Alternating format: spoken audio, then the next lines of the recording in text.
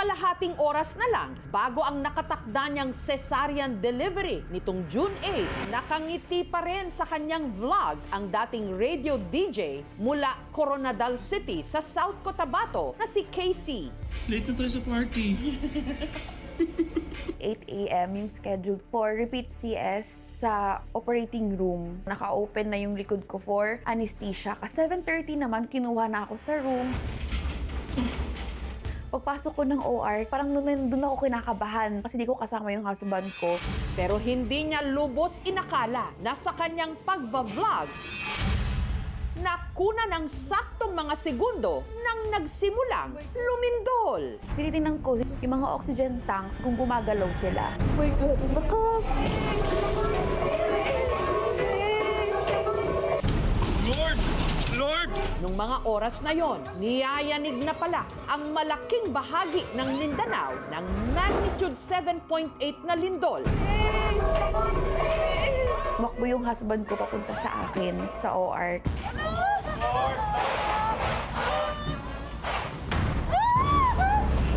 Mas lalo pa raw silang nataranta nang nagsimula nang namatay ang mga ilaw sa ospital.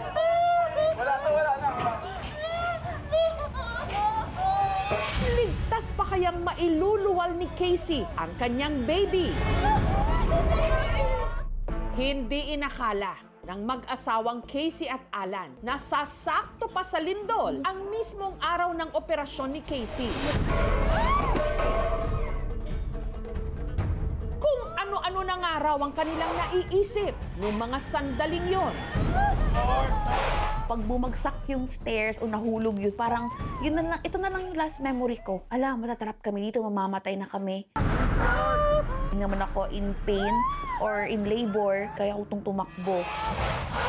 Ang problema, Sa bed ko is yung hawakan is nakalock. So hindi ko alam paano siya bababain. Then naka-dextrose na ako sa likod. sa tindi ng tensyon, si Casey nagka-anxiety attack. Sobrang iyak niyan. Sinasabihan ko lang siya, kumalma siya kasi nandito lang naman ako. Mabuti na lang at nakalipas ang ilang minuto, tumigil din ang pagyanig. Wag na. Okay na to. Tapos na ba? Binubuhat lang ako from the 3rd floor.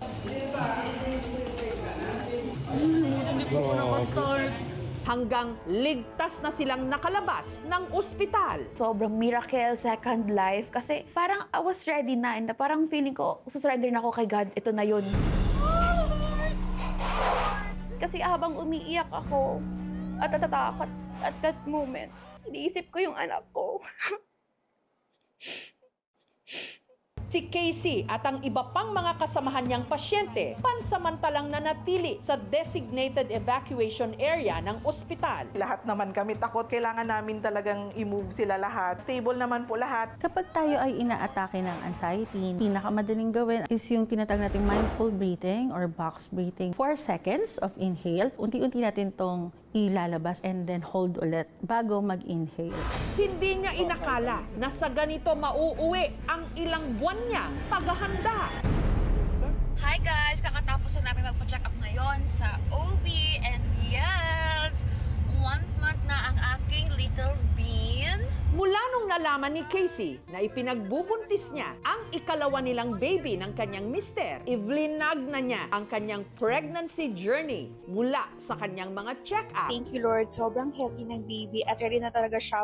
mga pinaglihian, Last week pa lang naghahanap na ako ng balot, guys. pati na ang pagbili niya ng mga gamit para sa kanyang baby. Ginagawa ko yung vlogging para mabalikan ko yung mga memories, makita ng mga anak ko. Pero dahil CS o cesarean section isinilang ni Casey ang kanyang panganay na si Kaido noong December 2024, hindi raw kaya ng kanyang katawan na normal delivery ang kanyang pagluwal ng pangalawa niyang baby na balak niyang pangalanang James Kyrie. Ayan na nga yung aking baby bump, guys. Ang napili nilang araw ng cesarean delivery, June 8, 2026. Hinahabol namin sana na mapa-early yung schedule ko since yung husband ko is sasampa na ng barko.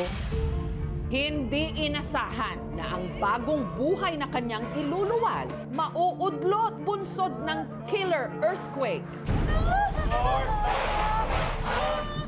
Ang cesarean operation ni Casey, ipinagpaliban muna. Inabisuhan siyang magpa-admit na lang sa ibang araw. Hindi ko alam yung magiging reaction ko siguro pag nandun ulit ako sa OR. Samantala, matapos masigurong hindi napinsala ng lindol ang building ng ospital, nitong Huwebes, saktong humilab ulit ang tiyan ni Casey. Kaya inadmit na uli siya.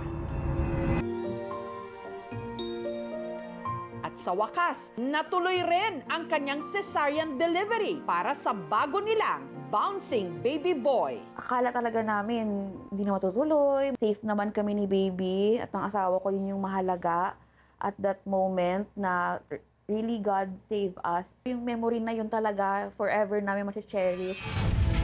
Sa panganib ng pagluluwal ng sanggol, Lord! Na sinabayan pa ng lindol. Talaga nga namang sa panganganak,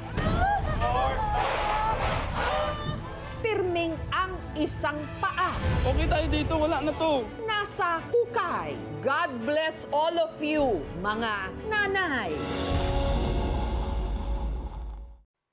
Thank you for watching, mga kapuso. Kung nagustuhan niyo po ang videong ito, subscribe na sa GMA Public Affairs YouTube channel.